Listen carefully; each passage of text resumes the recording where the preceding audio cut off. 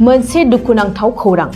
बोथोरनि गोरोबनाय गैयै थासारिनि थाखाय दिनै आबादारिफोरनि आबादा खहा थाद'नाय गैयै जुब जुब अखा हानायनि जाहोनाव अदालगुरि पुरनि हाफागावआव 200 बिगानिख्रुइबो बांसिन दैथुब आबादनि खहा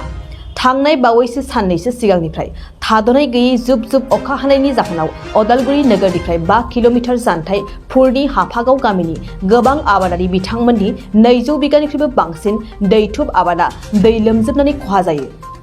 मख'जाथावदि गोबां दाहार लानानै खरसा खालामनानै मावनाय आबादा खहा जानायजों जानो लोंनो उन्दुनो हायै मोनसे थासारियाव दं होननानै फोरमायदों खहा जालांनाय दुखुथिया आबादारि बिथांमोनहा।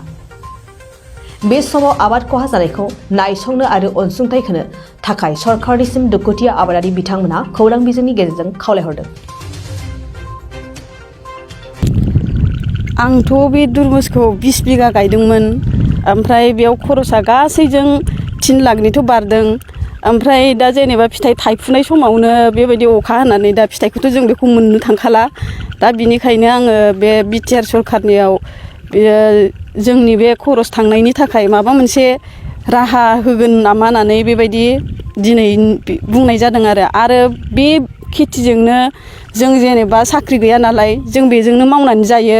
आरो फिसाजोबो फरायनाय दङ आंहा बड'लेण्डआवनो क'क्राझाराव दा बेफोरनि थाखायनो बिराद सिन्थायाव दङ बड'लेण्ड इउनिभारसिटियाव फरायनाय दङ फिसाजो दा बेजोंनो दा नैबेयावनो 3 लाखनि बारखानाय दङ आरो दाखालि सिगांनि अखानिफ्रायनो बे दैयाव मेचिन गंनै बहायनानै सारदोंमोन ओमफ्राय दैखौनो फोराननो हाखाया दा जोङो माने जेननाय लामायाव फैखाबाय बेखौ जों मोनखाला नालाय दासिमबो अखाया गारा बिनि थाखायनो जों दायो बेखौ सारलानानै दा थाबाय आरो दा बे खरसनि थाखाय एसे एनै दानि बे सरकार गोदाननियाव अनसुंथाइफोर माबा मोनसे राहा मोनो खोमा होननानै बेखौ बुंनाय जादों आरो सिमोननि गायनाय समावबो लकडाउन जाबाय दा बे लकडाउनाव प्लास्टिकनि खरसखौ होफिनगोन होननानै बुंनानै बिदिनो कागज जेरस खालामनाय मा खालामनाय ओरैनो बेखार फैसा थांदों बेफोरखौबो मोनफिननाय जायाखै आरो गासैबो बे माने दैजोंनो थैजोब्बाय आरो दा सान्दुं दुंबाबोथ' थैखासिगोन नालाय फुरा जों मानसियाल'सो गोथाङाव दङ माने जों थैनायावनो दंखायो आरो दा माने उन्दुनो हाया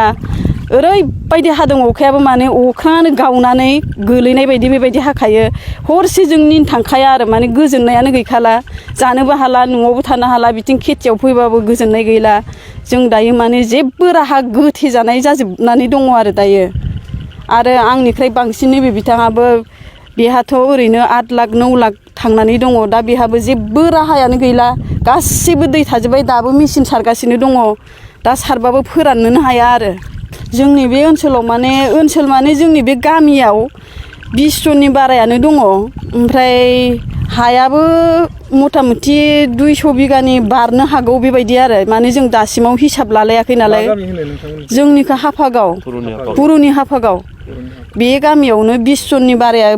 बे तुरमुस खेथिखौ देग्लायल' नङा बोसोरै मावखायो माने अख्राङानो गावनानै गोलैनाय बायदि बेबायदि हाखायो हरसे जों निन थांखाया आरो माने गोजोननायानो गैखाला जानोबो हाला न'आवबो थानो हाला बिथिं खेथियाव फैबाबो गोजोननाय गैला जों दायो माने जेबो राहा गोथे जानाय जाजोबनानै दङ आरो दायो आरो आंनिफ्राय बांसिन नैबे बिथाङाबो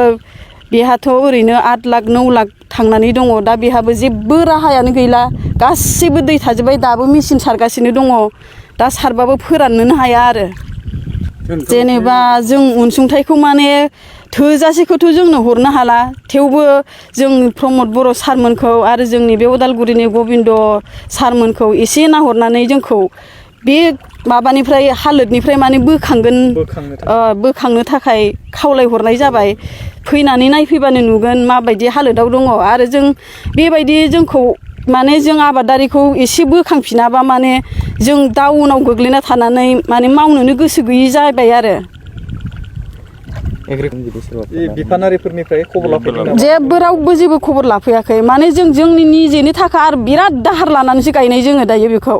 माने फाननो मोनबाथ' जों दाहारखौ सुख'नो हायोमोन जों गामियावनो सुदनि लानानै रावबो आंनि थाखा आं हारसिं गारदों बिदि गैया माने जों गावनो माने रायलायनोबो हाला दाहार गोजा आरो जों जेबो माने खबर होबोनाय जायाखै आरो रावबो नायफैनायबो जायाखै माने दुखुजोंनो जों जेरावबो ओंखारलांनोनो हाला आरो बुंनोनो हाला बिदि जाहैबाय आरो जोङो 8 लाखसो दाहारावनो जों गामिनि मानसिखौबो गोरिब गुन्द्राखौबो बे आबादनि गेजेरजोंनो एसेबाबो सहाय होनानै दोननाय बायदि जों मावोमोन दा निजेनो जोंनो गोलैबा जों दा बे गामि ओनसोला बोरै सोलिगोन दा बेबायदि जानानै दं आरो जेनेबा बै बोथोरनि हालोदाव थांनाय बोसोराव जों लकडाउनाव थाइथाम रेटआव फाननांगौ जाहैबाय बेयावबो गाज्रि जों होमबाबो माबा मोनसे जों मोनफिनदोंमोन खिन्थु नैबे जोंनि दा एप्रिलनियाव गोलैनाय अखाया नागारनोनो रोङाबा दा दै सिङाव गोदोजोब्बाय दा जों माबोरै सोलिबावगोन जों सानस'हायै जानानै दं आरो माबा मोनसे राहा दं नामा जि नोंथांमोननि आबादखौ बोखांनायनि बेलायावहाय जोंनि आबादखौथ'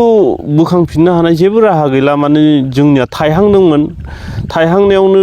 दा सेवजोब्बाय बुस्थुआ आजि जों सानब्रै सानबा जाबाय मेचिन सारनानैबो नाजाबाय थादोंमोन फोराननो खिन्थु हायासै अखायानो गारा अखा गारनायबाबो जों माबा मोनसे खालामनो हागौमोन गारानोबा दा बुस्थुआ दंफां संफां फिथाइ सेवजोबलांबाय दा बेखौ जेबो खालामफिननो हानायनि राहायानो गैखाला आरो सरकार अनसुंथाइ माने जोङो दा सरकारनिफ्राय बेखौनो लुगैदो बिटिसि सरकारनिफ्राय जोंनो माबा मोनसे अनसुंथाइ होफिननानै एग्रिकालसार डिपार्टमेन्टनिफ्रायबो माबा मोनसे फैनानै नायनानै माबा मोनसे होफैयोबा जोंखौ एसे आरो बोखांफिनोबा माबा मोनसे सुबिदा होयोबा जों मोजां मोनगौमोन आरो जोंथ' खेथिखौ जों मावखायो गोदोनिफ्रायनो मावोमोन नाथाय थांनाय बोसोरावबो जोंना फ्लप जादों ओमफ्राय देग्लाय बोसोरावबो बिदिनो जों गोबां अनुस्थान आरो प्रसेस्तानिफ्राय गोबां रिं लाख लाख दाहार लानानै तुरमुस खेथिखौ बानायदोंमोन आरो दा बेवहाय जों जागायजेनोमोन नै सैत्र मासाव मा बेबायदि मिथिंगानि उदखारि जाखो गासिबो खेथियानो दै सिङावसो थब्ल'जोब्बाय दाथ' बे डेमेज जाजोबसिगोन गैला बे जेबो जों बेयाव माने नुहुराखिसै आरो खुनु राहा लामा दा जों मा राहाजों बे सुद लानानै दाहार लानानै बेखौ उथायफिनगोन जों जिउआव ओंखाम थोंखाम खहाबलायलांला दायो दा बेखौ माब्रै होफिननो हागोन जोंनि गथ' गथाय संसार जिउ फरायनाय जानाय लोंनाय बेनि प्रति भबिसत लामायाव जोंहा जोबोद माने गाज्रि जालांसिगोन आरो दा बेनिखायनो आं सानो जाहाथे जोंनि गोरों गोरा माखासे गेदेमाफोर जेरै सरकार दङ बिथांमोना एसे एनै माने जोंखौ मदद खालामहरो आं बेखौ आसा खालामो आरो फिथाइया खानो जाहांफोरबो नुदों आरो गोरलै गोरलै गायनायबो दंमोन बेयो दैजों लोमजोबनायखौ जों नुनो मोन्दों औ बियो मथा मथि दाथ' 60 दिन 50 दिनल'सो जादोंमोन माने 90 दिन 100 दिनावसो बे बुस्थुआ हारभेस्टिं जायो नालाय दा बे फिथाइ फिसा फिसा थाइजेननायावनो 1 केजि 2 केजि जानायावनो बेबायदि जाथाया जादों दाथ' बे बुस्थुआ फानजायाबो जेरावबो हारभेस्टिं जाया गतिके बे जेबो गैला आरो जोंहा दायो जों गोथाङै गोथै बायदि महरैसो दङ दायो बे नोंथांमोननि हालामाव बेसेसो बिगा बे तुरमुस आबादखौ मावामोन नोंथांमोना बेवहाय मथा मथि 200 बिगासो जागोन नामाथाय ना 200 बिगासो जागोनदां टटेल जों 20 जन 15 जनसो दङ आरो आबादारि लोगो बिथांमोन मिथिनो मोन्दों थांनाय बोसोरावबो नोंथांमोना बेबायदि तुरमुस आबाद मावदोंमोन लकडाउननि जाहोननि थाखाय नोंथांमोननि आबादा सेवगारनानै दैयाव थांदों बेयावबो खहा जादों होनना मिथिनो मोन्दों मा बुंगोन औ थांनाय बोसोरावबो जों जथेस्थ' माने खथिजों भुगिनांबोबाय जों सरकारनिफ्रायथ' जेबो मोनाखिसै आरो देग्लायबो बेबायदि महर लाबाय दा जाहाथे सरकारा जोंखौ मदद खालामो आं बेखौ हास्थायो आरो गोजोनथाव खौरां गोसो गुदुं फरायसा एबा सुबुंफोरनि थाखाय टारगेट कचिं इनस्टिट्यूटआ बेसेन गोसा सुबिदा लानानै फैदों जायफोर बिथांमोना banking railway SSC insurance defence Assam police बायदि आनजादनि थाखाय साखाफारा जानो मोजां खाबु मोनाखै बैसोरबायदि फरायसा एबा सुबुंफोरनि थाखाय मोनसे मोजां खाबु सफैदों बरपेटा रोड विशाल मेगा मार्टनि साखाथियाव थानाय आमतलाव बे टारगेट कचिं इनस्टिट्यूटखौ खुलिनाय जादों आथिखालनि साख्रि मोनै आरो बेकार जेंनाखौ नोजोर होनानै बे टारगेट कचिं इनस्टिट्यूटआ सोलोंसाफोरखौ गोबां गियान होनो थाखाय राहा लादों बे टारगेट कचिं इनस्टिट्यूटआव सोलोंथाइ होनो लानाय आयदाफोरा जाबाय banking railway SSC insurance defence आरो आसाम पुलिस